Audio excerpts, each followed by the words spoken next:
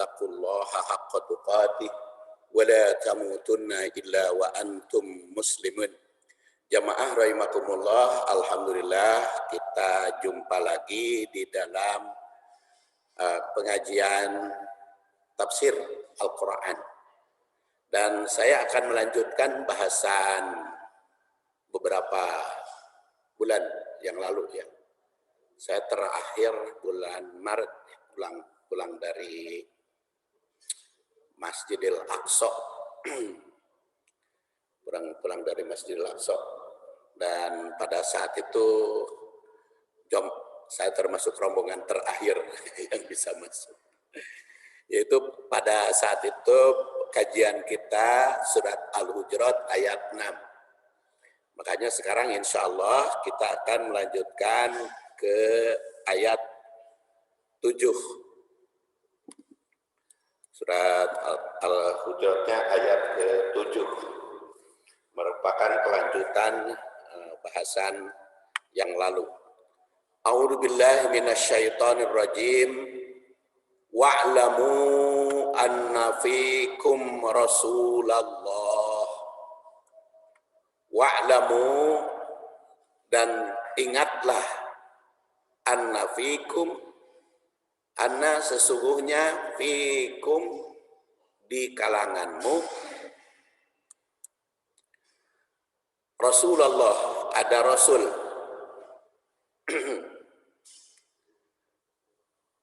Lau yuti'ukum, andaikan beliau mengikuti keinginanmu, yuti'ukum, andaikan Rasulullah SAW itu mengikuti keinginanmu, fi kasirin, di dalam banyak, minal amri, dari urusan, la'anitum, maka kalian akan menemui kesulitan. Walakin tapi Allah habbaba, menjadikan cinta ilaikum, pada kamu atau di sisimu, atau menjadikan Allah kepadamu al cinta, al iman, kepada iman. Wa zayyanahu, dan Allah menghiaskan atau menjadikan iman sebagai hiasan fi qulubikum, dalam hati-hatimu. Seperti pernah dijelaskan pada waktu yang lalu, qulub itu jamak dari qalb, yang kalau diterjemahkan secara harfiah jasadi, qalb itu jantung. Tapi kalau diartikan secara ruhani, bahasa Indonesia, qalb itu hati. Sebab kalau qalb kalau hati secara jasmani, bahasa Arabnya kabid atau kibdah. Jadi memang pengertiannya sudah berbeda antara bahasa Al-Quran dengan bahasa Indonesia. Jadi karena yang dipahami di sini adalah ruhani, maka fi qulubikum diartikan di hatimu, hati nuranimu. Wa karoha, dan menjadikan benci ilaikum padamu, bukan membencimu ya. Menjadikan Allah Subhanahu wa ta'ala menjadikan benci padamu al-kufra, kekufuran, wal fusuq, dan kefasikan, wal isyan, dan kemaksiatan. Ulaika, itulah mereka ar-rasyidun, orang-orang yang mendapat petunjuk. Tapi kadang-kadang juga mempunyai arti orang-orang yang cerdas. Rasyidun itu ya Rasid atau Rusda atau Rusyad sama. Tinjauan historis, ketika turun ayat ini sasaran yang dipanggil adalah sahabat yang semua soleh dan adil. Jadi kalau wa'lamu anna fikum, yang dipanggil oleh Allah itu sahabat yang soleh, sahabat yang adil. Namun jika Rasul mengikuti keinginan mereka, keinginan sahabat yang adil itu, apabila Rasulullah SAW mengikuti keinginan sahabat yang adil itu, tentu akan mendapat berbagai kesulitan. Ayat ini menyeru agar sahabat mengikuti Rasul, bukan Rasul mengikuti sahabat. Walaupun sahabat itu soleh. Tapi kalau Rasul mengikuti keinginan sahabat, maka umat akan mendapat kesulitan.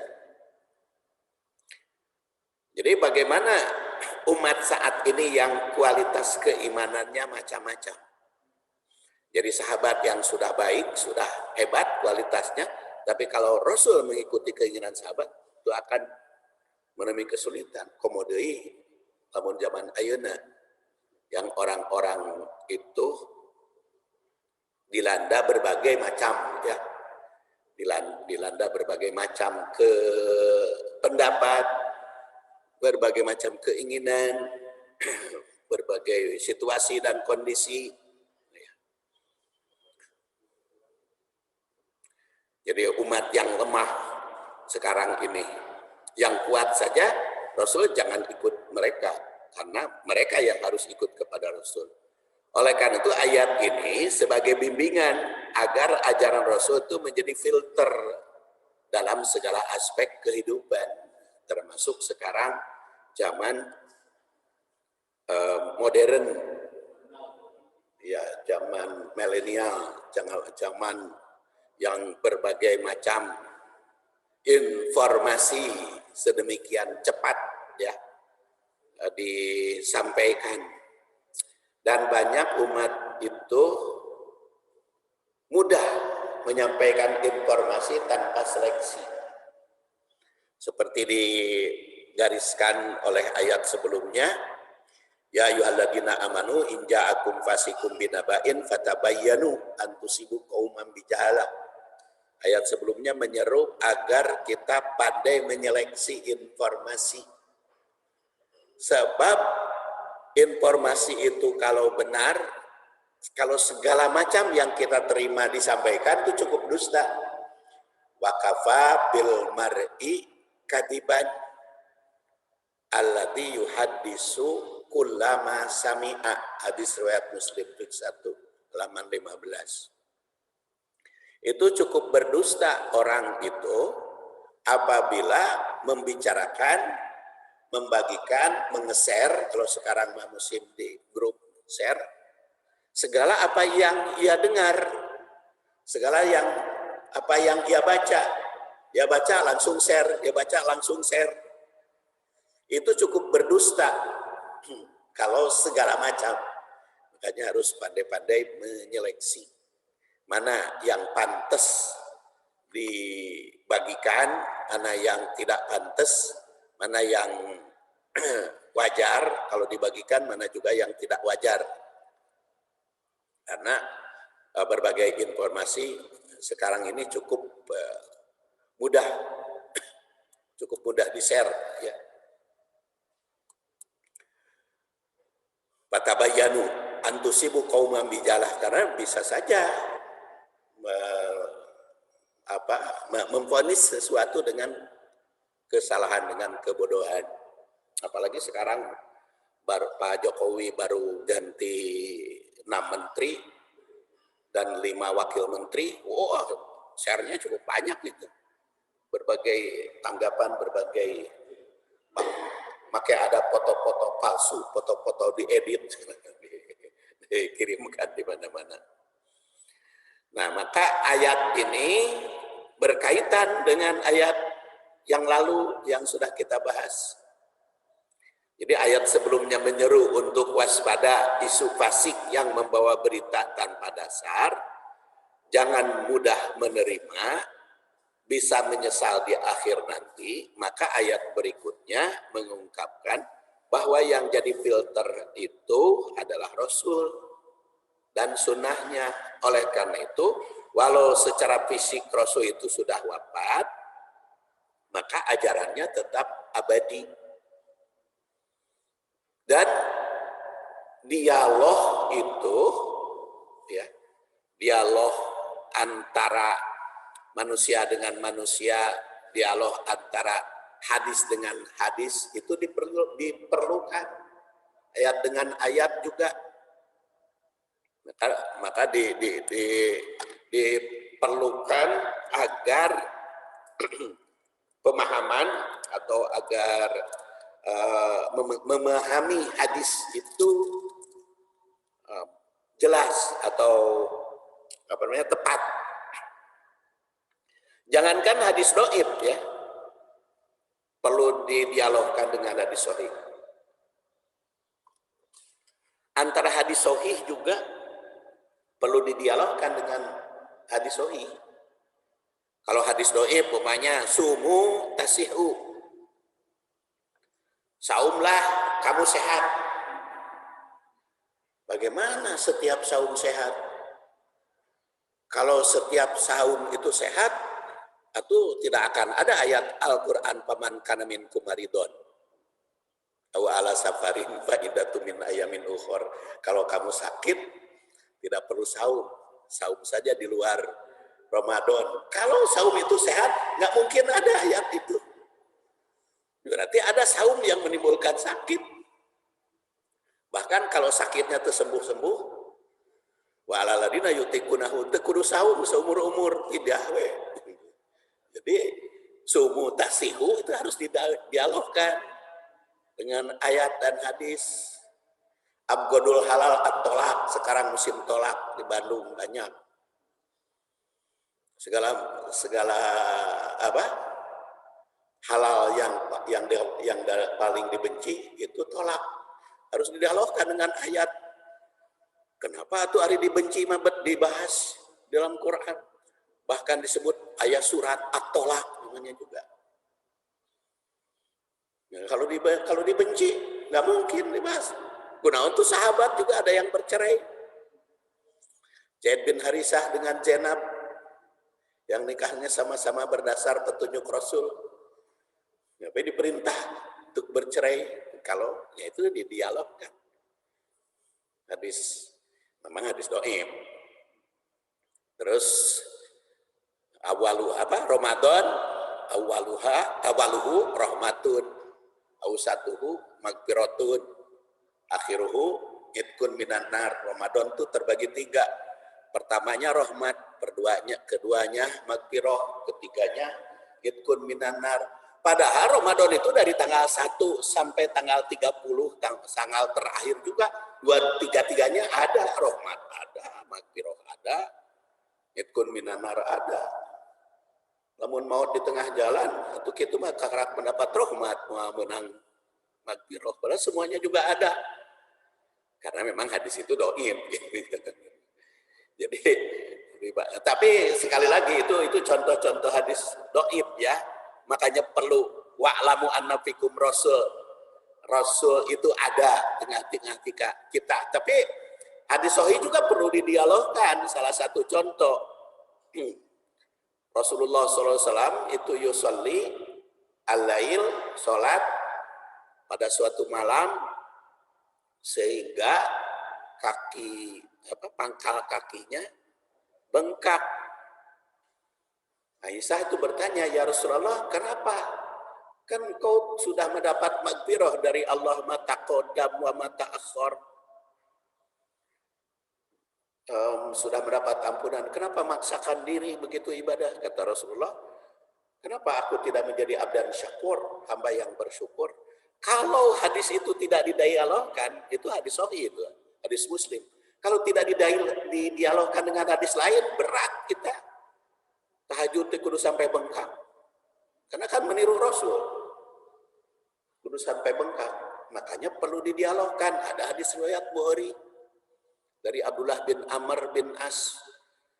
Abdullah bin Amr bin As itu mau begitu meniru Rasul, sholat semalaman sehingga bermata sayu, berbadan lesu. Kelihatan oleh Rasul, ya Abdullah, ukhbir, hai Abdullah, aku mendapat berita, kamu sholat terus menerus, sholat malam, kamu saum tiap hari.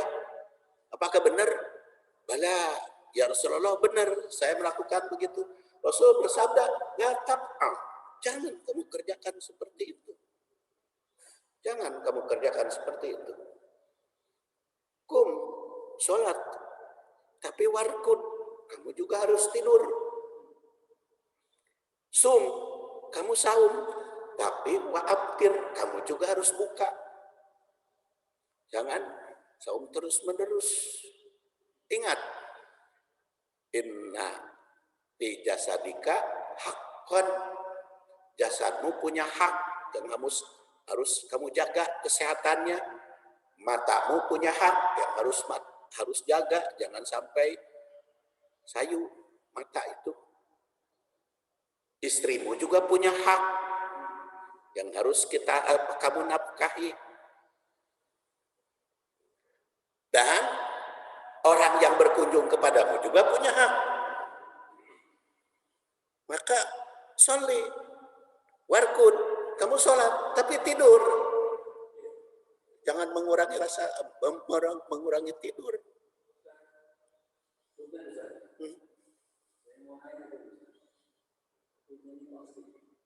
Apakah benar Habib Rizik itu turunan Rasul? Karena setahu saya Rasul tidak punya anak laki. Tapi apakah Habib Rizik itu salah satu dari turunan cucunya? Yang kedua, Ustaz, saya masuk Islam kakek bapak saya, ketiga saya. Keempat saya, kelima. Jadi bapak dan kakek saya bermusik, Ustaz. Karena tidak bersahabatan, tidak bersempati dengan kami pendakwah muslim. Bolehkah saya mendoakan dakwah kakek saya yang bukan muslim? Pertama, tentang Habib Rizik itu keturunan Rasul, menurut sebagian ulama, kalau keturunan Rasul itu tidak hanya dari anak laki-laki, tapi juga dari anak perempuan. Makanya Saudi Arabia mengakui sebagai keturunan Rasul. Kemudian memang ada yang menolak karena bukan keturunan laki-laki, sedangkan nasab itu laki-laki. Ya, pendapat namanya juga. Namanya juga pendapat, kan urutannya ada gitu. Kalau dari sudut itu mah. Kemudian yang kedua, mendoakan orang tua mah dilaksanakan saja.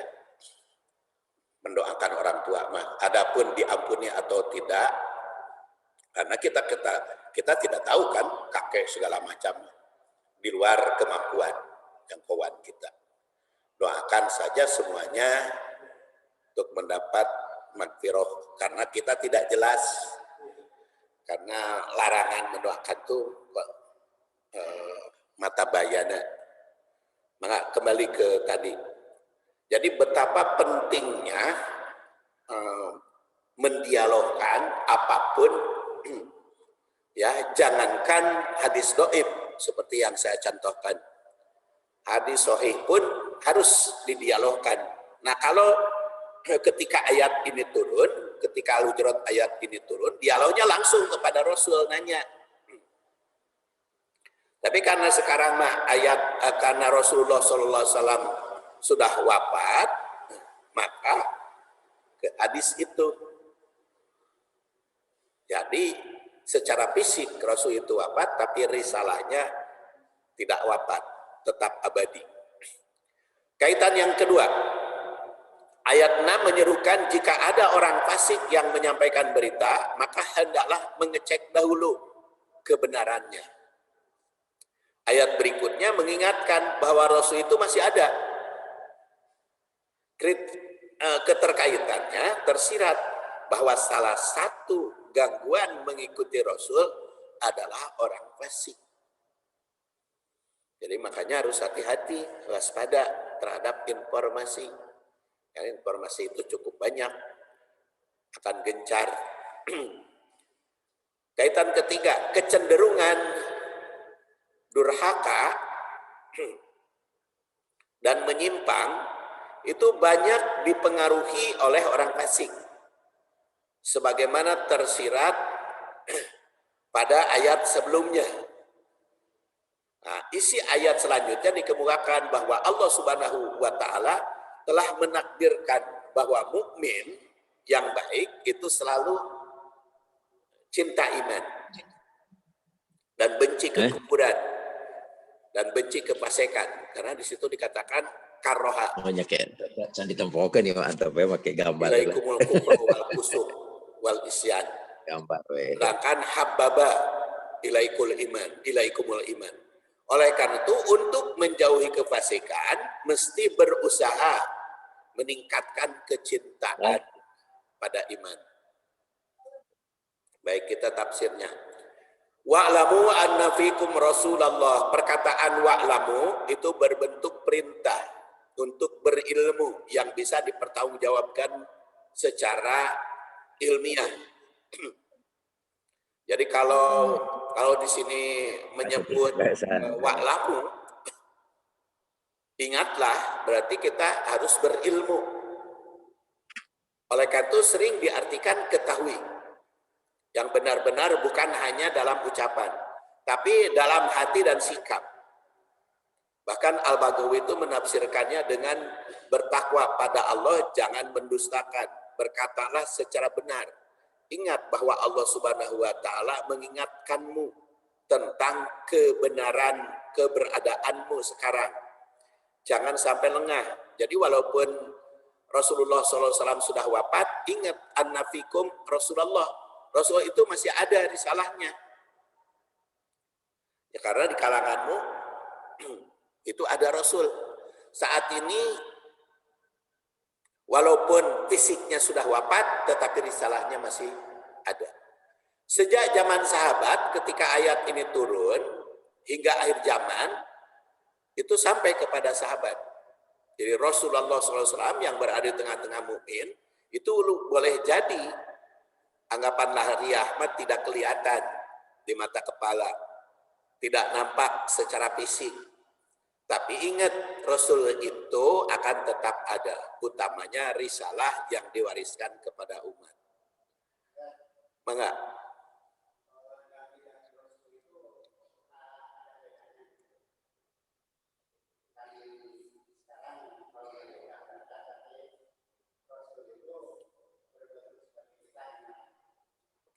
Ya, dipahami oleh para ulama akidah, perbedaan Rasul dengan Nabi. Nabi itu adalah orang yang mendapat wahyu, tapi tidak wajib menegakkan wahyu yang dia terima. Kalau Rasul berkewajiban untuk menegakkan wahyu yang dia terima.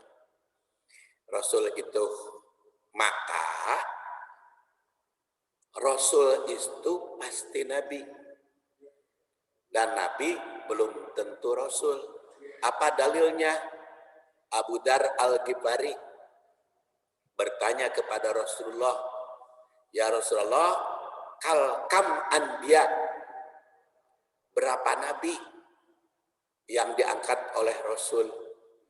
Maka Rasul SAW menjawab 124.000. 124.000 nabi. Berapa nabi yang diangkat oleh Allah? Maka Rasul menjawab 124.000 nabi. Terus Rasul ditanya oleh Abu Dar, kam yursal, berapa yang dijadikan Rasul? Jadi ditanyanya, berapa nabi yang diangkat jadi Rasul? Maka Rasul SAW menjawab, salah sumi'ah zaman, 315, ada yang mengatakan zaman itu, ada mengatakan 313. Jadi dari 124.000 nabi, ada yang diangkat jadi Rasul sebanyak 315. 15 rasul. Berarti rasul itu pasti nabi. Dan nabi belum tentu rasul. Kemudian yang disebut di dalam Al-Quran kan 25 nama-namanya. Ya, dan dari 25 itu kan ada yang ulul ajmi. Ulul ajmi itu sudah dibahas pada waktu yang lalu, ada yang mengatakan 18, ada yang 15, ada yang 4 ya. Pembawa risalah itu adalah rasul. Pembawa penerima risalah. Kalau yang sekarang mah menerima risalah bukan rasul. Kalau sekarang mah ulama. Jadi kalau makanya wa'lamu anna fikum Rasulullah disebut Rasulullah, bukan Rasul. Bukan jamak. Rasulullah. Kalau Rasulullah makan satu. Wa'lamu, ingatlah, anna fikum, di kalanganmu Rasulullah, Rasul, bukan Rasul.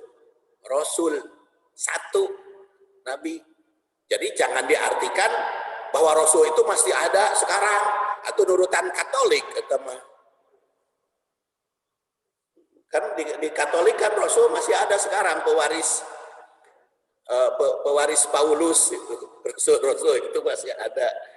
Itu anggapan Katolik. Kalau bagi umat Islam, Rasul itu Nabi Muhammad itu adalah khataman nabiin, penutup para nabi. Kalau penutup para nabi otomatis penutup Rasul. Karena Rasul itu harus nabi. Jadi kalau khataman nabiin, penutup nabi, geus teu aya Rasul teh. Atau apa maknanya wa'lamu anna fikum Rasulullah? Risalahnya yang ada itu adalah isinya. Jadi jangan beranggapan ada Rasul sampai sekarang. Tapi itu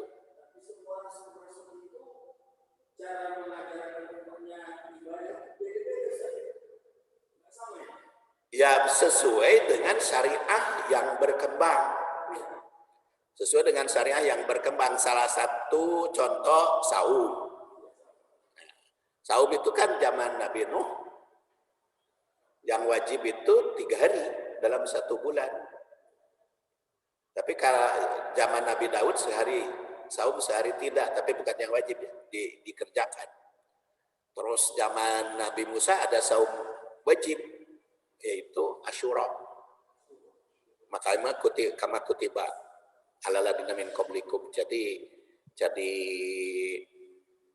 ada perbedaan-perbedaan. Umpamanya sholat itu kiblat sholat itu sesuai dengan tempat sholat Nabi.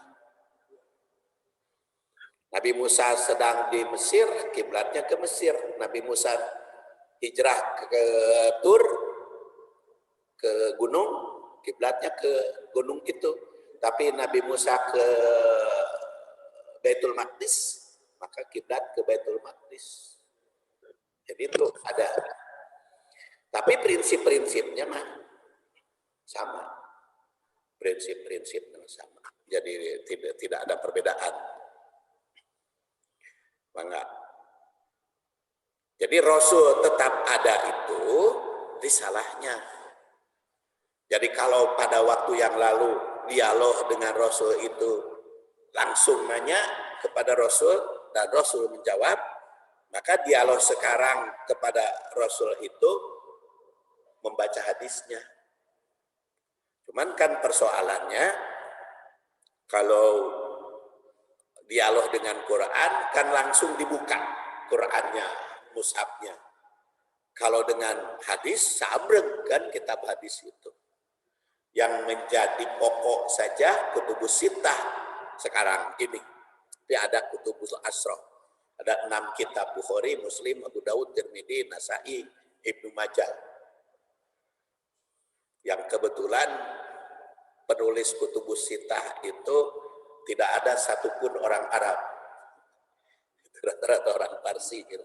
Bukhari, Bukhara, Muslim, Naisabur, Abu Daud, Sijistani, Tirmidzi, Turmud, Majah. Ada yang namanya Muhammad. Muhammad itu Al-Bukhari, Tirmidzi,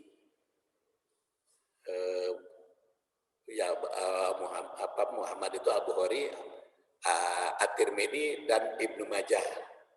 Yang namanya Ahmad itu An-Nasai. Nah, jadi wajar kalau perbedaan-perbedaan di dalam dialog itu dengan hadis, karena hadis mah banyak. Dan biasanya di Indonesia lebih laku hadis dhaif gitu. Lebih laku daripada hadis sahih. Lau yuti'ukum fi katsiri minal amri.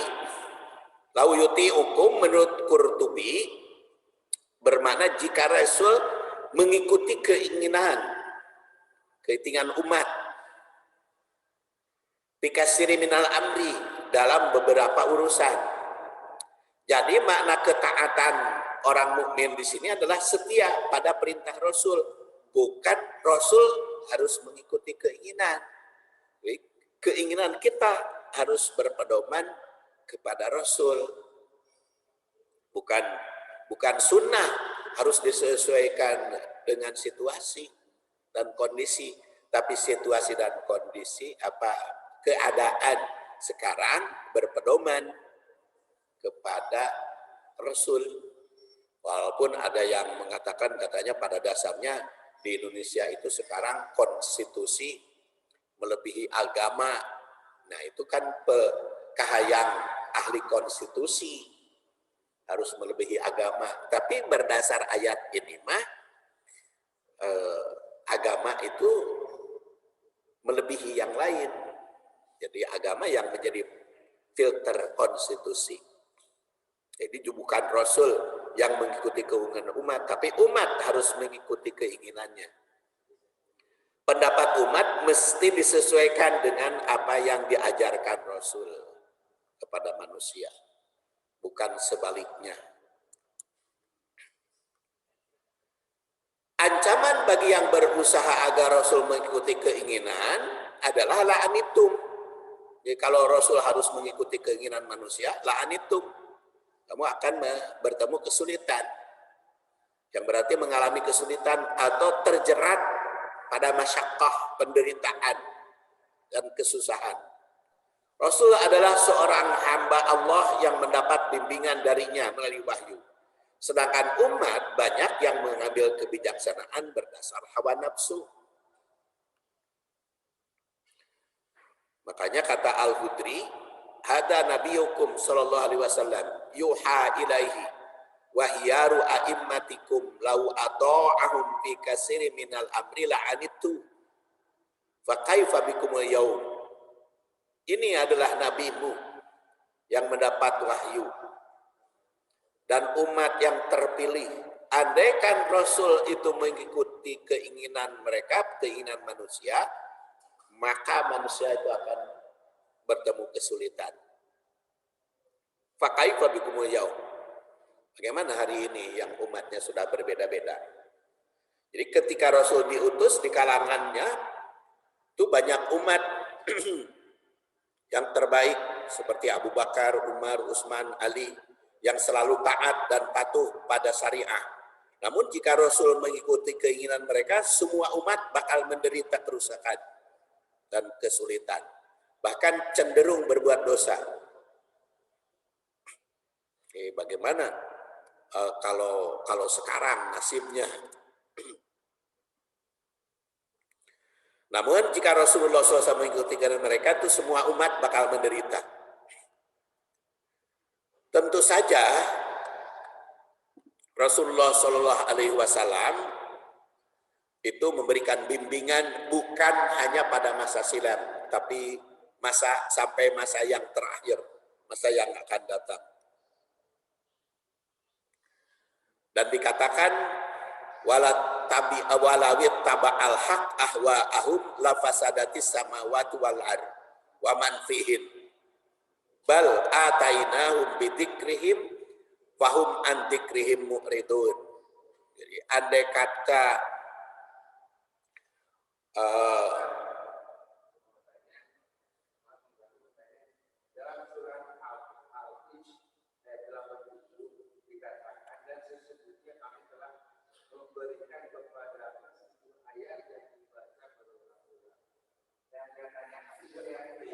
Al-Fatihah, Sab'al Musanna, Al-Fatihah. Al-Fatihah kan berulang-ulang.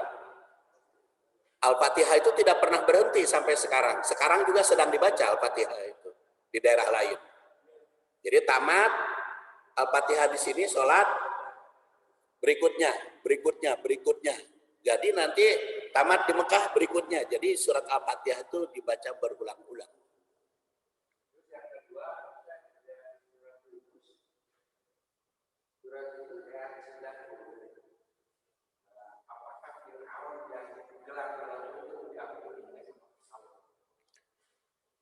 Kan ditegaskan di dalam ayat itu bagaimana Allah mengampuni karena sudah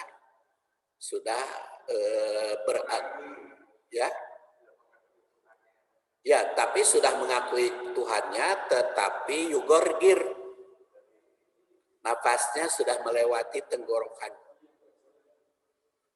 Rasul itu mengatakan bahwa taubat itu akan diterima malam yugorgir, selama belum sampai tenggorokan nyawanya.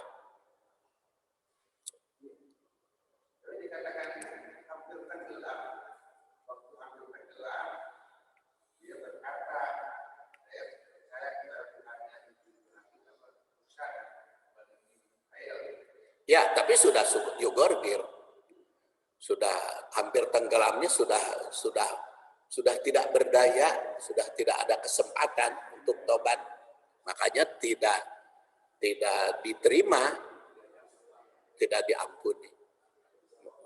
Makanya harus tobat itu harus segera, jangan ditunggu berakhir. Rasul bersabda itu hatta yugorgir. Makasih. Jadi kembali lagi tadi walawit taba'al haqqu ahwa'ahu, andaikan kebenaran mengikuti keinginan manusia, lafasadatis samawat, itu rusak tatanan langit dan bumi itu. Jadi kan di situ sebetulnya beda yang mencolok antara demokrasi dengan agama. Kalau demokrasi, terutama demokrasi liberal ya, karena demokrasi itu macam-macam. Di Indonesia tidak diakui demokrasi liberal. Kalau demokrasi liberal itu kan one man one vote, setiap orang itu pendapat. Jadi kalau diadakan referendum, hukum jinah itu diterapkan atau tidak? Kalau diadakan referendum, saya yakin akan mayoritas tidak, kan? Jadi pendapat umat, pendapat orang banyak itu belum tentu benar. Kalau pendapat orang banyak itu dijadikan dasar, kata ayat ini lafasadatis samawat wal ard, rusak tatanan langit dan bumi itu. Makanya kan sebetulnya Indonesia itu di dalam falsafahnya sudah lumayan di situ kan, keadilan sosial musyawarah terakhir tuh kerakyatan yang dipimpin oleh hikmah kebijaksanaan dalam permusyawaratan dan perwakilan. Jadi bukan atas dasar pendapat umum semua, atas dasar permusyawaratan perwakilan. Ya seperti sekarang aja kan di Indonesia demokrasi liberalnya di dalam pemilihan pemimpin. Nah, demokrasi liberal ya, kecuali Jogja gitu ya. Kecuali Jogja. Kalau yang lainnya itu kan bebas setiap orang itu. Ya akhirnya konsekuensinya kan begitu. Banyak yang tepugu yang terpilihnya gitu. lafasadat samawat wal ard wa man fihinna, dan orang yang berada di langit dan bumi. Katanya kan kalau semuanya segala-galanya ditentukan oleh ahwa'ahum. Ya, ayat ini memberikan gambaran bahwa manusia itu mesti mengikuti kebenaran yang dibawa Rasul, bukan kebenaran mengikuti manusia. Allah telah menurunkan berbagai ajaran baik Quran maupun sunnah Nabi. Tapi manusia banyak yang berpaling dari apa yang telah diajarkan tersebut. Nah, ancaman ayat ini jelas bahwa jika aturan syariah harus mengikuti keinginan banyak manusia, rusak dunia. Nah, kehancuran tersebut tentu saja bukan hancur berantakan fisiknya, di tatanan hidup. Perhatikan saja peraturan buatan manusia yang tidak berdasar syariah, maka tidak berlaku abadi kan? Perubahan menteri, berubah kebijakan, berubah juga kebijaksanaannya itu. Kalau tidak ada yang dijadikan dasar utama. Jadi pada dasarnya kalau tergantung orang banyak itu dipengaruhi oleh pimpinan yang berkuasa, baik dalam ideologi maupun yang lainnya.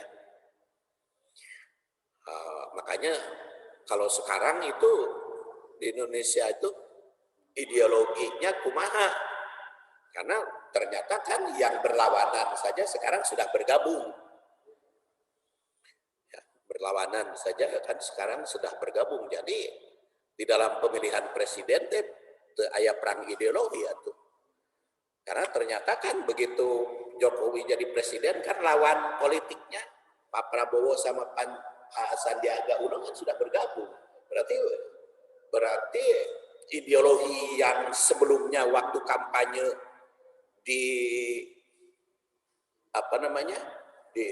dikampanyekan itu enggak lagi itu, enggak ada perpisahan gitu. Jadi sekarang itu kan sama aja gitu. Kalau tadi yang ditanyakan Habib Rizik dan lain sebagainya, itu makan biasa Pak, tergantung kekuasaan dari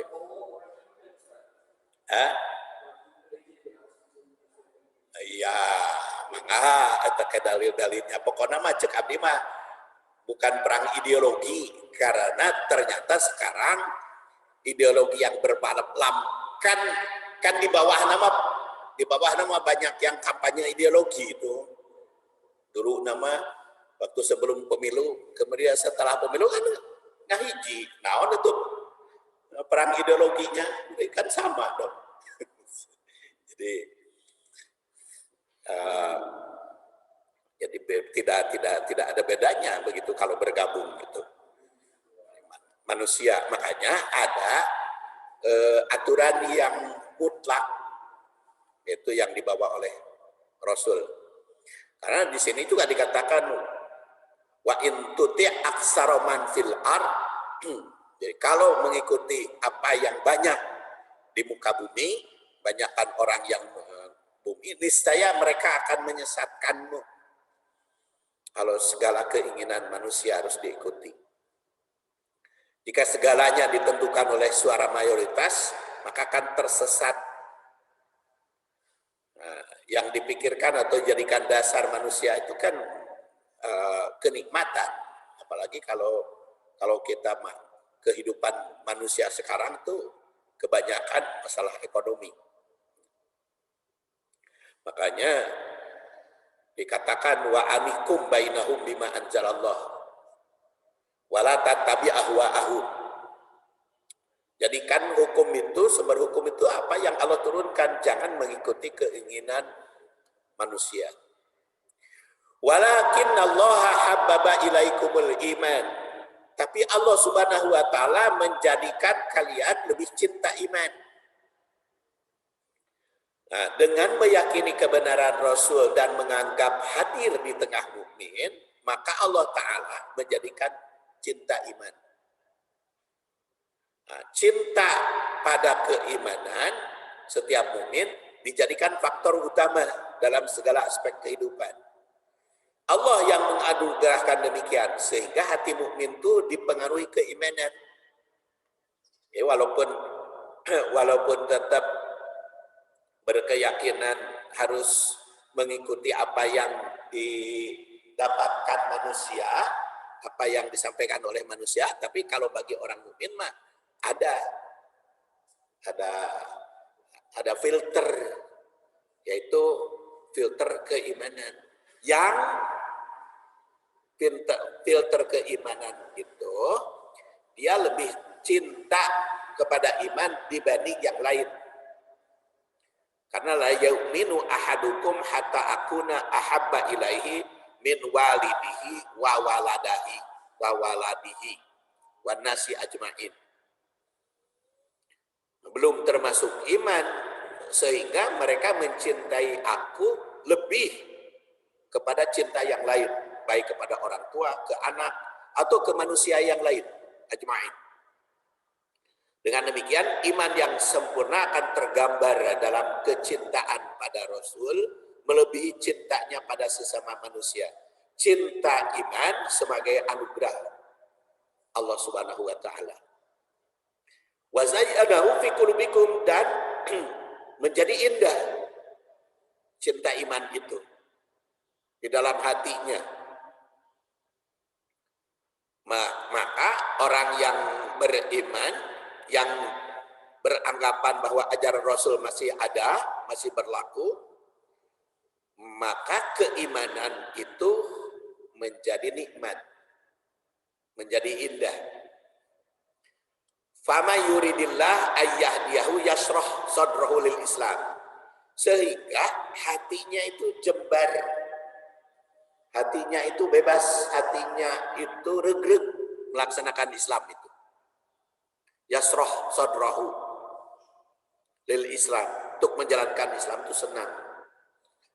Jadi walaupun mungkin kata orang repot, untuk apa capek-capek, untuk apa subuh-subuh kita ikuti majelis taklim, mendingan olahraga, mendingan jalan-jalan. Tapi karena ada cinta iman, sehingga dilepaskan semuanya itu. Karena lebih kecenderung iman.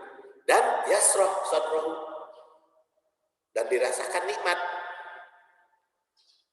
Jadi kalau kita sudah menjalankan ibadah itu, orang yang cinta iman itu menjadi yasroh, menjadi senang.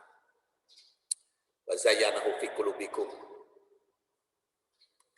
Dan digambarkan di dalam hadis salasun, 3 kelompok, man kunna fihi wajada halawatal iman, dia akan menemukan keimanannya begitu manis. Pertama adalah Allah dan Rasul ahabba ilaihi mimma siwa. Nah, cinta kepada ajaran Allah dan Rasul melebihi cinta kepada yang lain. Ahabba abdan la yuhibbuhu illa lillah.